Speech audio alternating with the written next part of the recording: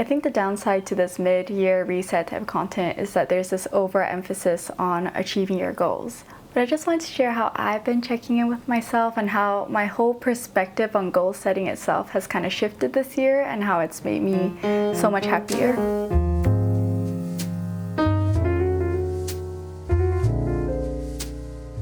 So apparently around this mid-year mark is a really good time to kind of reset and reevaluate because of this psychological phenomenon called the fresh start effect. It's where people are more likely to take action towards achieving their goals following temporal landmarks like the start of a new year, a month, or your birthday. I definitely fall victim to this because I'm always resetting around this time. So the first thing I did was just look at my goals and reflect and think about if this is even relevant to who I am today, because a lot can happen in 6 months, and just because you change your goals 6 months in doesn't make you a failure. I asked myself, are my goals aligned with my current values and desired lifestyle today? And if it's not, that's okay.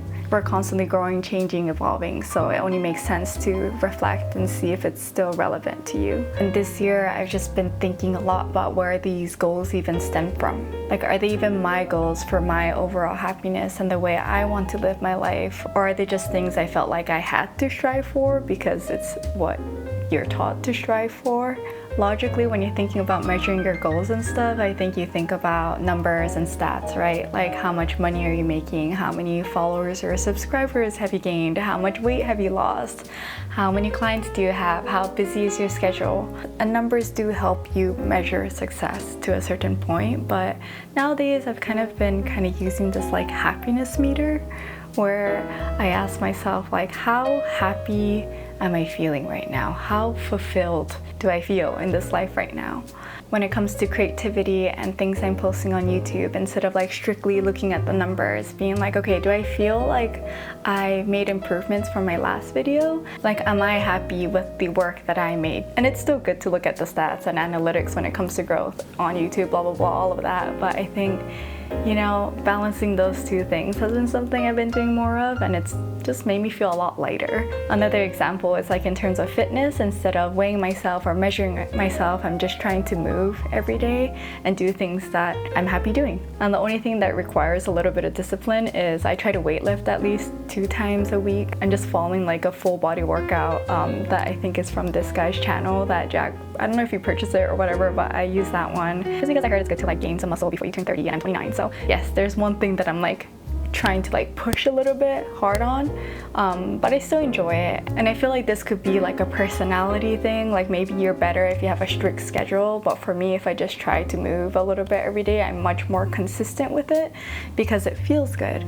If I miss yoga for 3 days in a row, I start to feel really stiff and it feels good to keep going, and I notice how much stronger I'm getting. All of these things is like a feedback loop, a positive feedback loop, where it's like you're not seeing like numbers, like if it's weight loss, you're not seeing numbers drop, or if it's weight gain, you're not seeing any of this like numbers and stats, but you're just like really in tune with your body and how you feel physically and mentally. And if you feel good, like you're gonna do more of it, and then the rest will kind of just follow. So this has been working a lot better for me. And another way I've been checking in with myself is just asking like, what phase of my life am I in right now?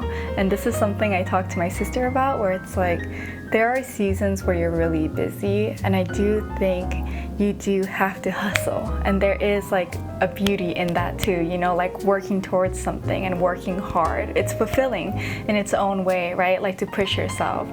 And then you notice that there is an imbalance, like maybe you are taking too much time at work and not enough time for your friends and family, not enough time to exercise. But it's like, it's temporary, where you're like, okay, right now I just know I have to hustle, and that's great. And that's kind of where she is at right now.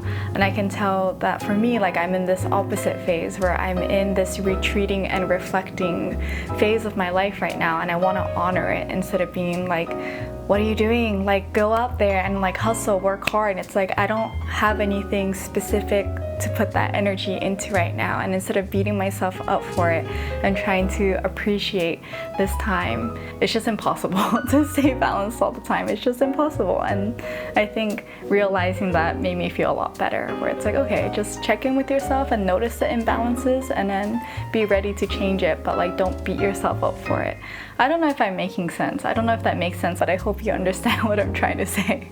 Okay, now when it comes to setting new goals, or I guess refreshing my goals, I've been really thinking about what goals really align with my dream life. I don't know if dream life is a word. A fulfilling life. I don't know, whatever word. Okay, I need my notes for this part. I've been really looking into happiness psychology or positive psychology a lot, and I think a good one to start on is the Happiness Lab from Dr. Laurie Santos. She's like a Yale professor who specializes in happiness psychology, positive psychology, and she has a lot of good stuff, but I've been looking into that a lot and kind of implementing the things I've learned into my life, and it's really been working. There's also a lot of like interviews or podcasts, whatever it is that I've been hearing about, or people that are later in life or about to die or whatever, and they ask them what their biggest regret in life is, and the top two answers were that they worked too hard or spent too much time working and not enough time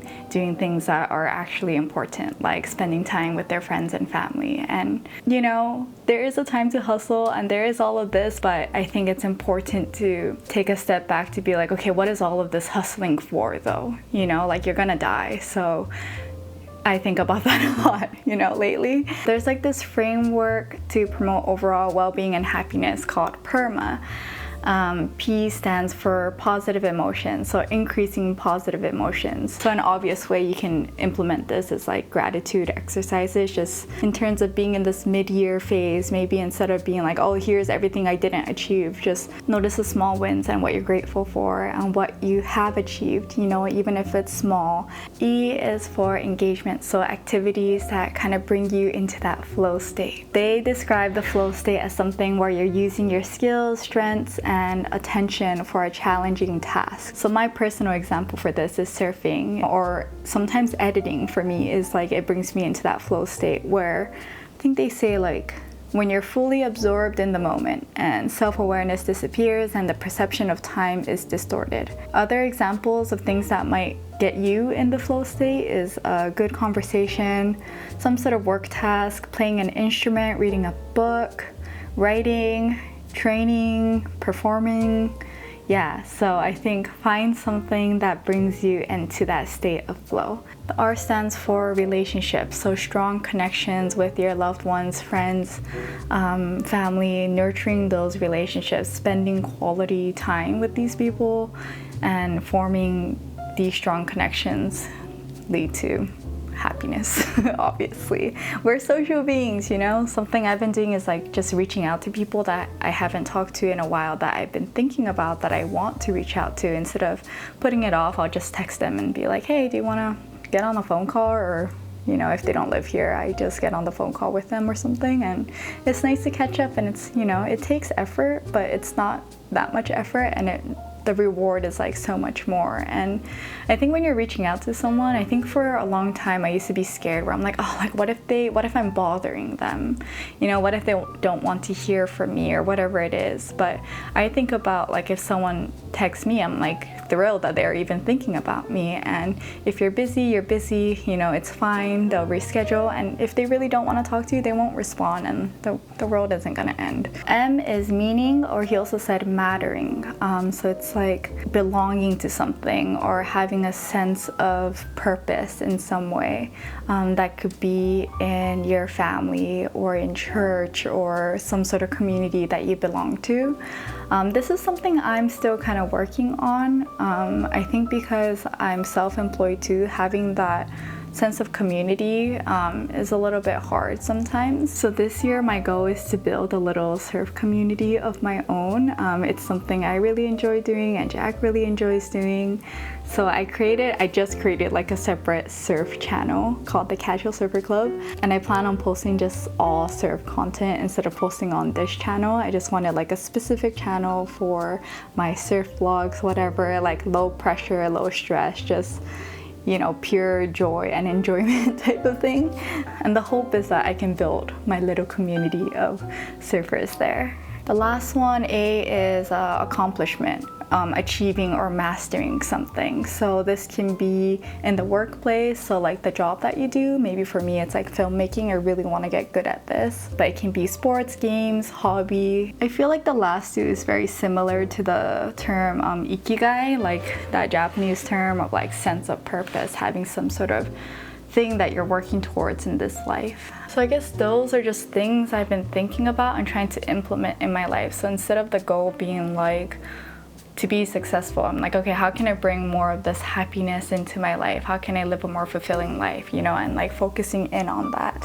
And another thing I want to share, because I feel like this is really helpful, the same psychologist that came up with this perma thing has this thing called looking up your character strength. So there's like 25 strengths. You take this free quiz and it kind of tells you what your strengths are, and you implement that into your life by focusing on your strengths and like using that against your weaknesses. I think when I took the test, curiosity was like the highest that I scored on, and appreciation of beauty and love of learning. So I think I'm kind of trying to implement all of those things in my life. I've been trying to implement this in my YouTube where, I am a curious person. I do appreciate the beauty of life, and, with the cinematic visuals, like instead of focusing on something that I'm not good at, it's like really leaning into what it is that I naturally enjoy and I'm good at, and you just feel so much better. Like I feel like